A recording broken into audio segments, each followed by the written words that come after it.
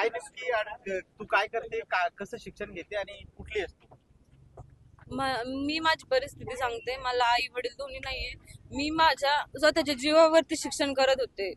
कंपनीमध्ये काम करून मी त्यांची फीस भरली किती फीस भरली? 10,000 रुपये.